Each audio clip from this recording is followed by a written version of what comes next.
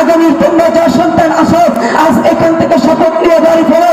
জীবনের শেষ মুহূর্ত পর্যন্ত আল্লামা শামসুল হক ফরিদপুরের মতন, আল্লামা শামসুল হক ফরিদপুরের মতন একটা নাস্তিক বেঈমানদেরকে আমাদের বিপক্ষে যারা চলবে, হকের বিপক্ষে যারা চলবে, আল্লাহর বিধানকে যারা অসম্মান করবেন, আল্লাহর কোরআনকে যারা অসম্মান করবেন, আল্লাহর কোরআনকে যারা অপমান করবেন, তাদের বিরুদ্ধে দাঁড়াতে আমাদের যদি জীবন চলে যায়, যদি জীবন চলে যায়, তোমরা জীবন দিতে রাজি হবে। প্রয়োজনে কোনো কাফের কাফের মাথায় নিয়ে বেঈমান নাস্তিকদের সাথে আমরা মোকাবেলা করব।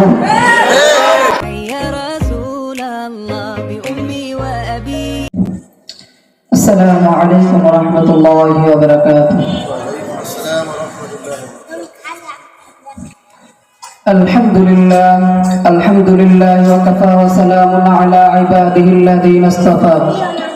আম্মা বা'দ, ফাআউযু বিল্লাহি মিনাশ শাইতানির রাজীম। বিসমিল্লাহির রাহমানির রাহিম।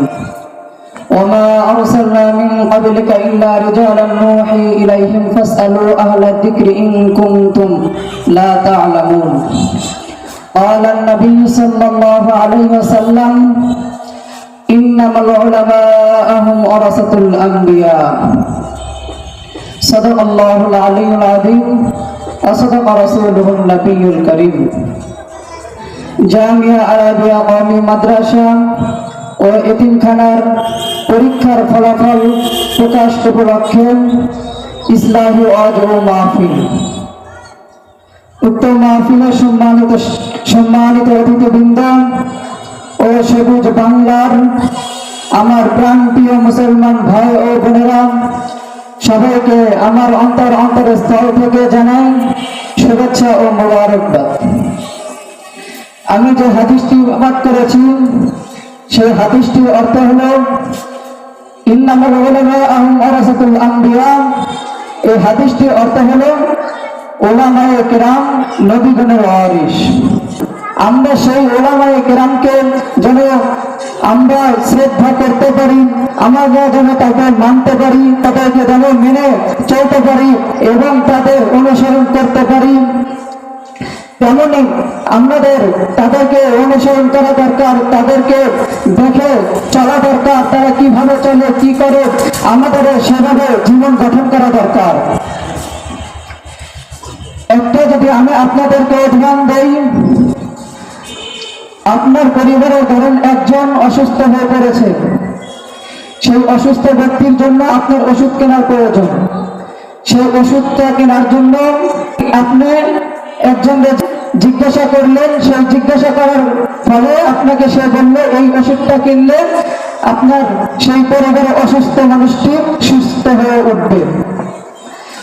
সে আপনার ওষুধটার নাম শুনে আপনি চলে গেলেন ডাক্তারের কাছে। নামটা শোনার পরে আপনি ডাক্তারের কাছে গিয়ে সে ওষুধটা আপনি কিনলেন, কেনার পর আপনি বাসায় আইলেন, অথচ আপনি ডাক্তারে একবারে জিজ্ঞাসা করলেন না এই ওষুধটা কেমনে খেতে হবে, কেমনে কি করতে হবে, কখন খেতে হবে, কয় বেলা খেতে হবে, আপনি যেমন জিজ্ঞাসা করলেন না। জিজ্ঞাসা না করার ফলে আপনি শুধু ওষুধের নামটা শোনার পরে ওষুধটা কিনে আনলেন। এখন সেই ওষুধটা কেমনে খেতে হবে, সেই ওষুধটা আপনি কেমনে খেতে হবে সেটা জিজ্ঞাসা না করে আপনি ওষুধটা নিয়ে এসে বাড়িতে এখন আপনার নিজের ইচ্ছা মতো আপনি পান করলেন। আপনি সেই ওষুধটা আপনার ইচ্ছে মতো খেলেন। এখন যেখানে খেতে হবে 2 বেলা আপনি খেলেন 3 বেলা, যেখানে খেতে হবে 1 বেলা আপনি খেলেন 2 বেলা, যেখানে খেতে হবে 1টা সেখানে খেলেন আপনি 3টা। তেমনি যদি এইভাবে আপনি খান তাহলে আপনার অসুস্থতা সুস্থ হবে না অসুস্থ আরো বেড়ে যাবে?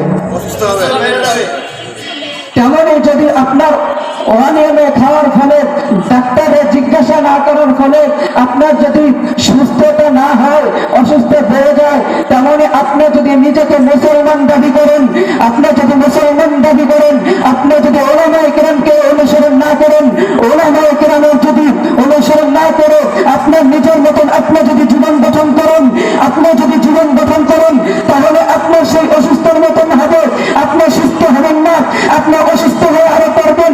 তেমনি আপনি নিজেকে মুসলমান দাবি করেন, আপনি যদি উলামায়ে কেরামের কথা অনুযায়ী না চলেন, তাদের বিপক্ষে চলেন, আপনি যদি তারা চলেন হকের পক্ষে, আপনি যদি চলেন বাতিলের পক্ষে, তেমনি যদি নিজেকে নিজে মুসলমান দাবি করে বড্ড বড় আপনি ভুল করছেন, বড্ড বড় ভুল করছেন। আল্লাহ তাআলা বলেছেন ওয়ালা তালবিসুল হাক্কা বিল বাতিল ওয়া তাকতুমুল হাক্কা ওয়া আনতুম তা'লামুন। সূরা বাকারা 42 নম্বর আয়াতে আল্লাহ তাআলা এই আয়াতটি পাঠ করেছেন।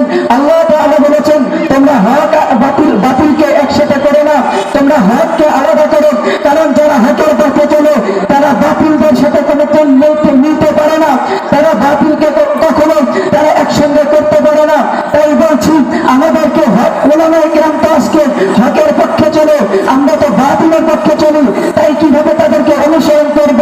আমরা নিজেদের ভিতর আমরা আজকে বাতিলের পক্ষে হয়ে চলে যদি থাকি তাহলে আমরা কিভাবে উলামায়ে কেরামদেরকে অনুসরণ করব?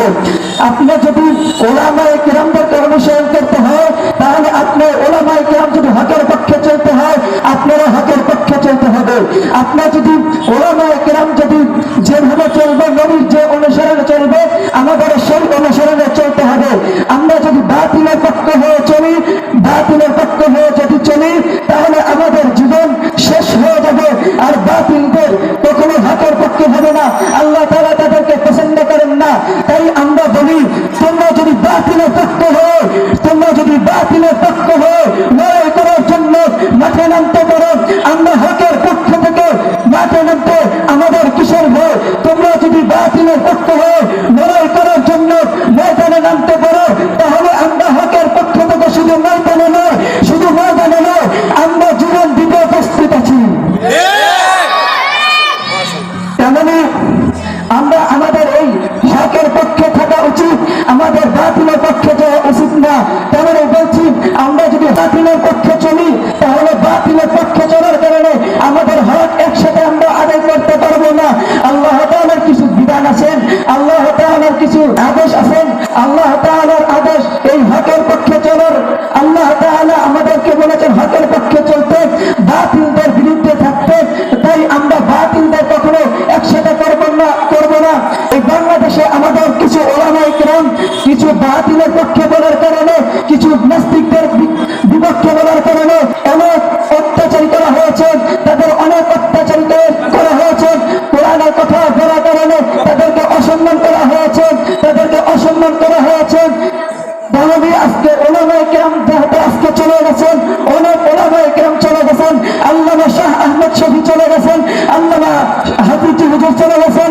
তাই আমি বলছি আগামী তোমরা যা সন্তান আসো আজ এখান থেকে শপথ নিয়ে বাড়ি ফেরো, জীবনের শেষ মুহূর্ত পর্যন্ত আল্লামা শামসুল হক ফরিদপুরের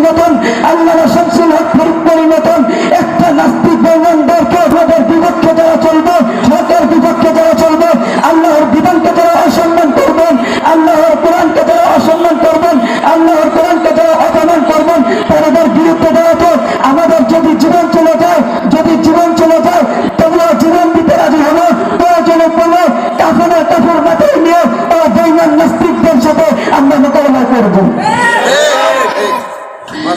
তেমনই বলতে চাই আমরা সবাই হক